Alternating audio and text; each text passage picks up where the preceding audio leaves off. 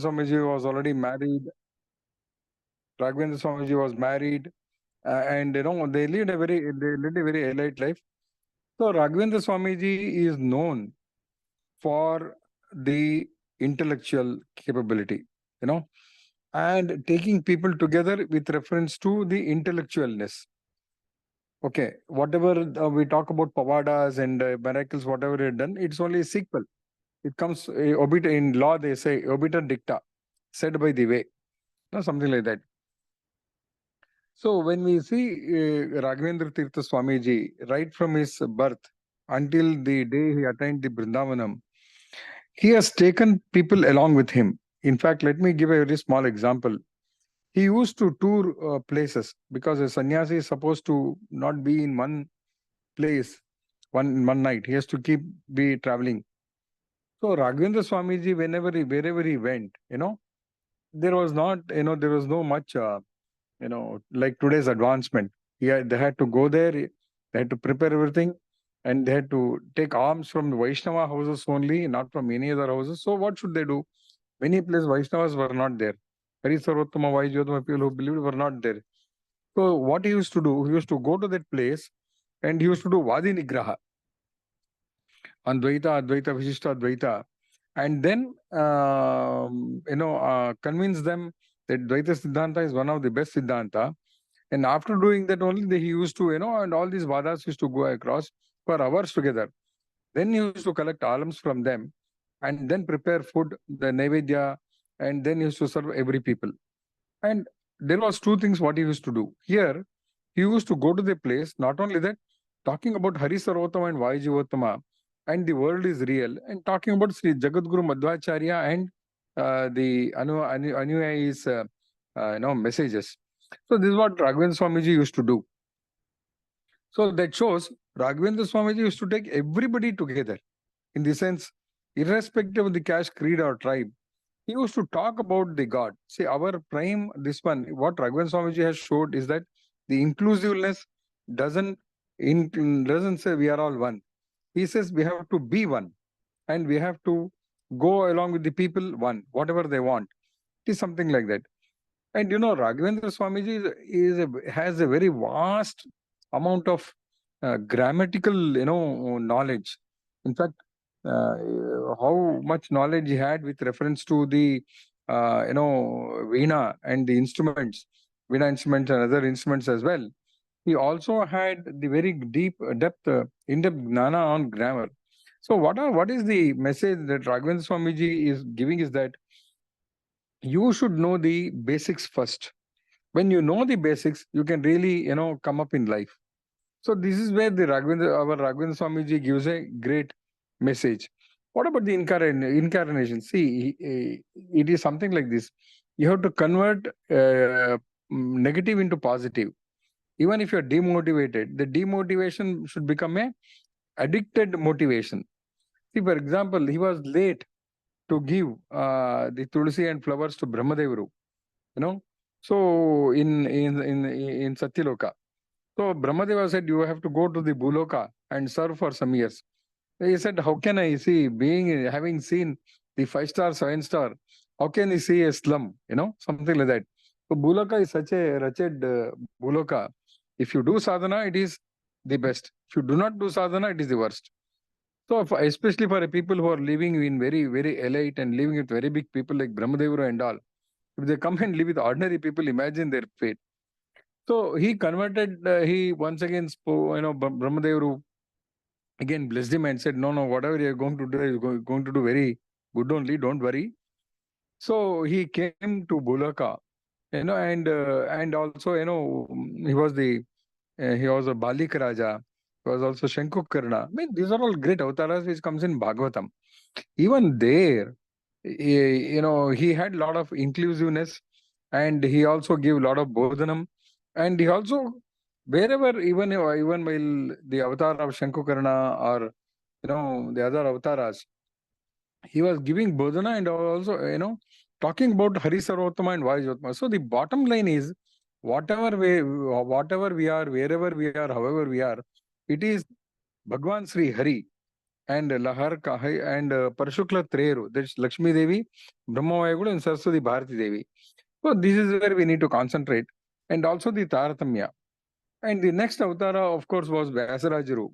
Of course, we all recite Srimad Madhva Harihi Paratara. It is nothing but Raghavendra Swamiji himself composing this in the previous birth. And especially Chandrika Grantha. In fact, it is said in Raghavendra Vijaya that Raghavendra Swamiji, when in the avatar of Raghavendra Swamiji in Udupi, he has done more than 10 mangalas of Chandrika.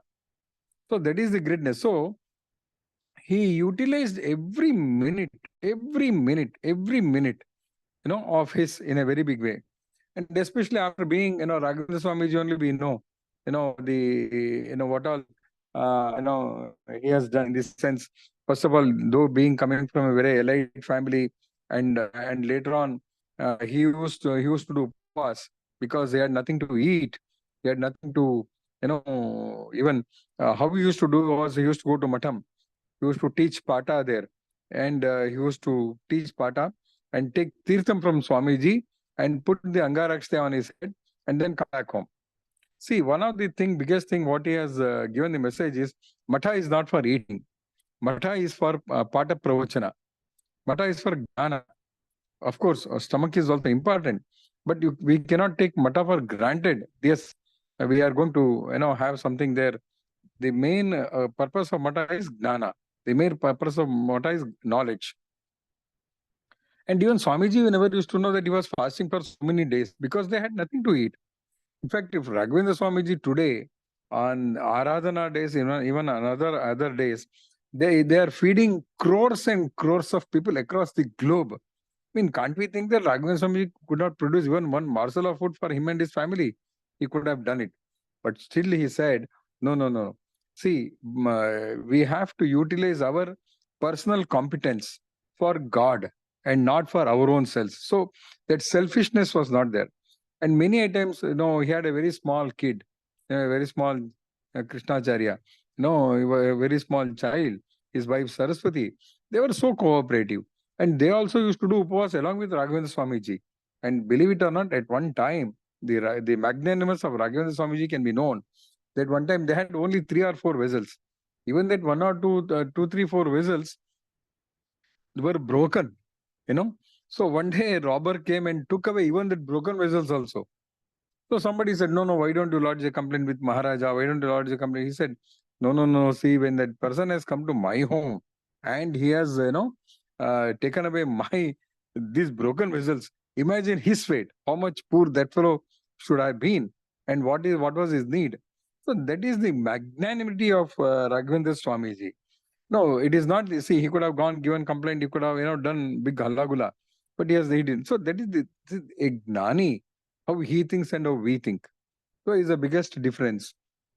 And especially when we see the granthas of Raghavendra Swamiji, maybe even as Balik Raja or even Prahlad Raja, as Prahlad Raja has given a very great, message to the entire world.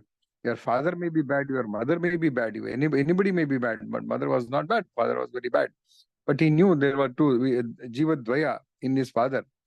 But still, when Bhagwan, Sri Lakshmi Narasimha said, what do you want, Prahlada? He said, no, I want my father to go to Mukti.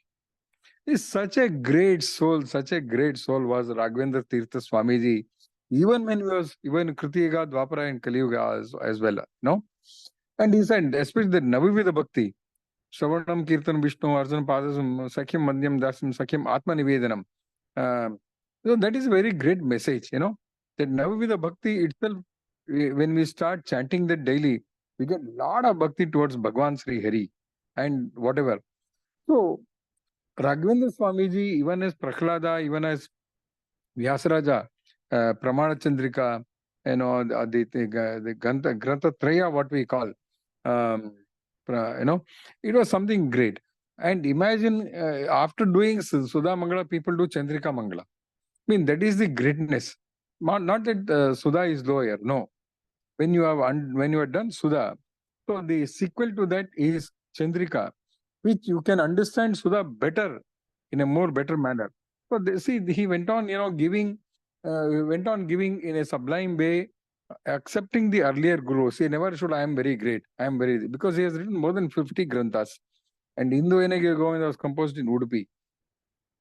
And imagine writing one grantha itself is a great, very difficulty. Very difficult. And imagine he writing more than, they say 104 granthas, like say, say Parimala, which he has written for Srimad Nyaya Sudha and Srimad Anuvyakhyan and Brahmasutras, and Tattva Manjari for Anuvyakhana, Sri Krishna Charitra Manjari, Ramacharitra, Pratasankalpa Gadyam, and Bhavadipa.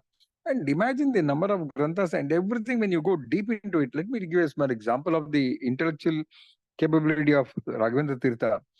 Shatakoti Ramayana, he has condensed only in just 10 slokas.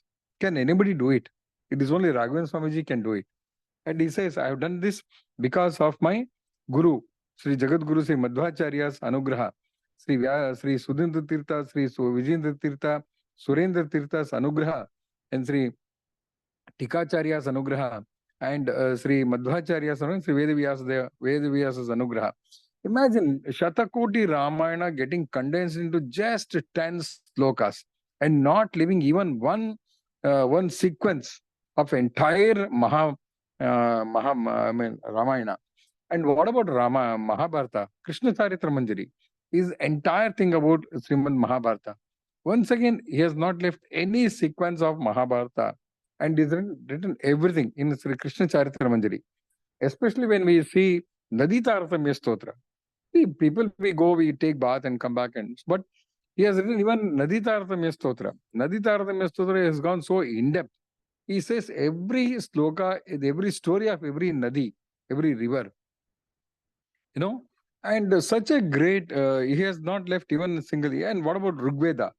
The one and the only sannyasi after Jagadguru Madhvacharya who has written a commentary on Rigveda is Raghavendra Swamiji.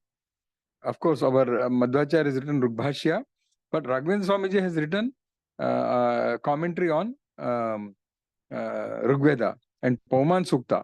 And so many, even he has, and one of the biggest thing what he has done is Upanishad Kandhartha. He has written commentary on all the Upanishads. Satprashna Upanishad, Ishavasya Upanishad, you name anything. So what is the message which Raghavendra Swami, especially when you see Pratasankalpa Gadyam, everyone, I suggest, everyone, early in the morning, the moment they get up, even before brushing their teeth or whatever, they should listen to Pratasankalpa Gadyam. It is so emotionally connected to Bhagwan Sri Hari. It is so emotionally connected to Sri Lakshmi. It is so emotionally connected to Mukhya Prana, our Mukhya Prana. It is so well done. And it is so well, and it is something like, putting the flowers together. So that is the greatness of Swamiji. But what about his miracles? Miracles is just a sequel, as I said. It has just come like that, But the greatness of Raghavendrateerth Swami lies in this intellectual capability and his greatness towards Bhagwan Sri Hari and our Dvaita Siddhanta. Nowhere he has compromised on Dvaita Siddhanta. He says the Panchabeda Taratmyas, every grantha of his, every word, every walk of his is full of Panchabeda Taratmya and Anusandhana. That is the greatness of Raghavendra Swamiji. Let me give a small example of Raghavendra Swamiji's magnanimity. See, if a guru does anything, it has 1,000 meanings. It has 1,000 meanings. Let me give a small example. When a fellow wanted to, one of the Sisha wanted to go to, attend his own marriage, he was to, give water to Pujya Raghavendra Swamiji to wash his legs. And he used to wash the legs of Pujya Raghavendra Swamiji. And Raghavendra Swamiji said, "We are going for your marriage. What do you want?" He said, "No, Swamiji, I do not want anything. Such a humble fellow. I do not want anything, Swamiji." Okay, if Raghavendra Swamiji would have given him, what he would have given him? He would have given him some, in those days, imagine some money or some gold or something. But Raghavendra Swamiji, what he said, "Okay, I'm going to give you the mritika of the legs which I wash, which you wash, the water which has fallen. I'm going to give that mritika." So God gave that mritika. That is, Raghavendra Swamiji gave that mritika, that mud, that holy mud, sacred mud to him. So when he was just passing, he was sleeping in a Divan's house, in a Divan's house.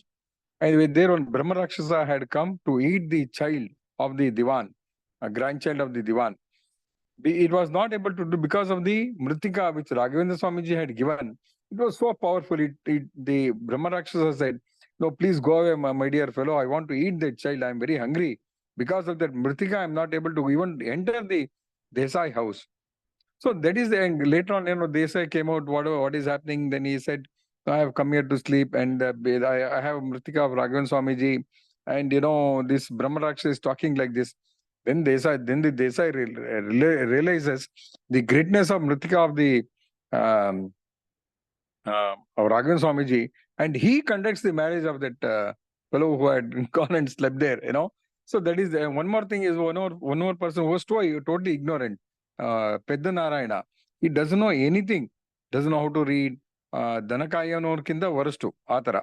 So one day Raghavendra Swamiji went to a village, and finally when he was standing, Raghavendra Swamiji observed him and tell, "What do you want?" Said, "Swami, I just came for your darshanam." Said, "Okay, let everything happen good to you, and something good will happen to you. Don't worry." He started laughing. "Swami, hey, how anything good can happen to me? Huh? I am such a dull-headed fellow, and nobody even cares for me." He said, "No, something good is going to happen to you, Bolke." He said, and he gave him the mantrakste, the holy rice to him. And one fine day, that Nawab, Adoni Nawab, was just passing. And, he got two letters. And basically, these Nawabs, they never used to read. They did not want to read, or they did not know how to read. So they caught hold of this fellow, this Pednarayana, and said, "Hey, what idiyan bandide anta?" He said, "No, I do not know how to read." He said, No, you have to read. You are a Brahmin." So Raghavendra Swamiji says, any Brahmin should study. Any Brahmin should be able to read, write. He should be literate and educated. So Raghavendra Swamiji had given him that holy rice, and he suddenly realized Raghavendra Swamiji giving him the holy rice, and he said, "Oh Raghavendra Swamiji, please protect me. He wants me to read, but I don't know how to read." But still, he took the letter from him and gave him two. There were two letters. One letter was that Nawab had got a child. The second thing was he has won against some Maharaja. So he said, "Oh, such a great thing, I have achieved." And he said, "Oh, very good, very good. I'm very, very happy." He said, and "I'm going to make you Nawab." See, a person who did not know anything, who doesn't know, was not cared by the society, was made the Nawab of Adhoni. So that is the great. See, Raghavendra Swamiji, when we go there, he may not give us anything, but he will be giving us in abundance when we, realize his greatness in a big way. And especially, Sorry, to disturb you. Another 2 minutes are there to conclude. Yeah, I know. I'm just finishing. And for a common man, Raghav, what is this one of contribution to a common man? Every common man, irrespective of caste, creed, or tribe across the globe, the moment he utters the name of Sri Raghavendrateerth, Sri Raghavendra, Om Sri Raghavendra Namaha, at least even Raghavendra, that's enough. His wishes will be fulfilled. Let him be anybody. Let him be any caste. Even today, a lot of Muslims, Christians, Parsis I have seen, and even abroad, even in US, I have seen the conducting Raghavendra Swamiji Aradhana in a very pomp and glory way, in a very grand way. So even people, anyway, even in Africa, Raghavendra Swami Aradhana is being done, they say. So for a common man, whatever he wants, whatever a person desires, Raghavendra Swamiji is going to give him only by uttering his name. So with this, I am just ending my small talk on our Param Pujya Raghavendra Swamigalu. Sarvendriya Prerakena Sri Pranapati Neritah Iduvocha Maham Tena Priyatam Kamalalaya. Mangalam Bhagwan Vishnu, Mangalam Madhusudana, Mangalam Devi Kruptru, Mangalam Garuda Bharati Ramukya Pranantargada, Sri Krishna Arpanastu. Thank you very much. Thanks to Shyam Sundar sir. Now we'll go to the ending prayer. Vedesh, you can start. Hari Sarvottama, Vayu Jivottama. Hari Sarvottama, Vayu Jivottama.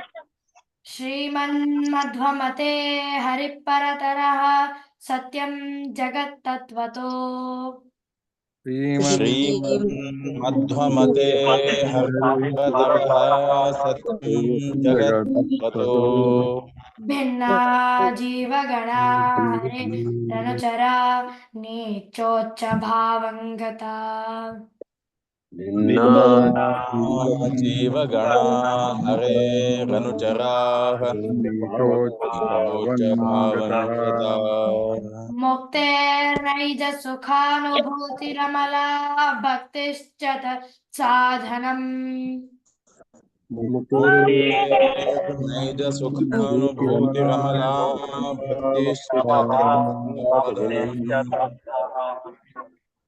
हेक्षादित्रितयं प्रमाणाखिला आम्नायैकवेद्यो हरिः हेक्षादित्रितयं प्रमाणखिला नायैको हरिः। हरि सर्वोत्तम वायु जीवोत्तम हरि सर्वोत्तम.